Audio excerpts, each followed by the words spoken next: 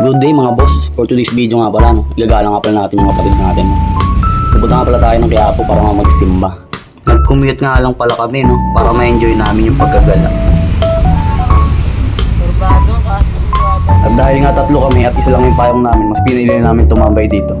Patilahin muna namin yung lang. Nagpaalam naman kami sa driver. Marami yung sarap, dapat pinupun lang Pero gutom daw. So yun mga boss, nakasakay na tayo papuntang Quiapo.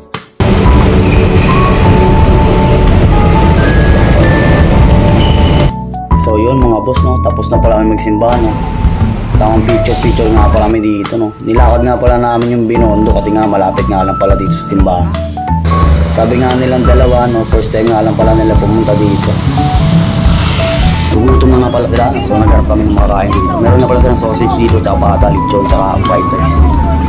Gati mga Hero. Dito nga lang pala yung malapit sa Carriedo, no? Mga boss.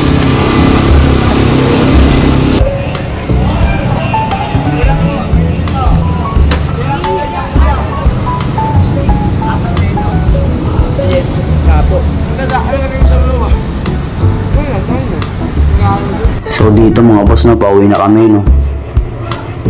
LRT o MRT, di ko alam kung anong tawag doon, eh. Basta pa PITX yung baba namin. Kasi nga habang nag-aantay kami mga boss, no.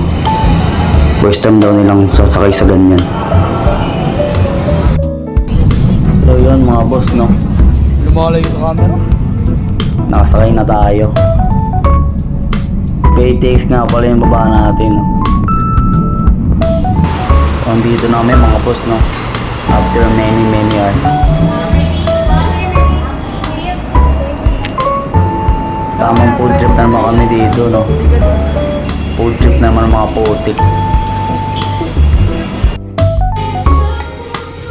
Ang haba pala ng pila dito, biyahing Palibaran. Shoutout na pala kay Clyde, no.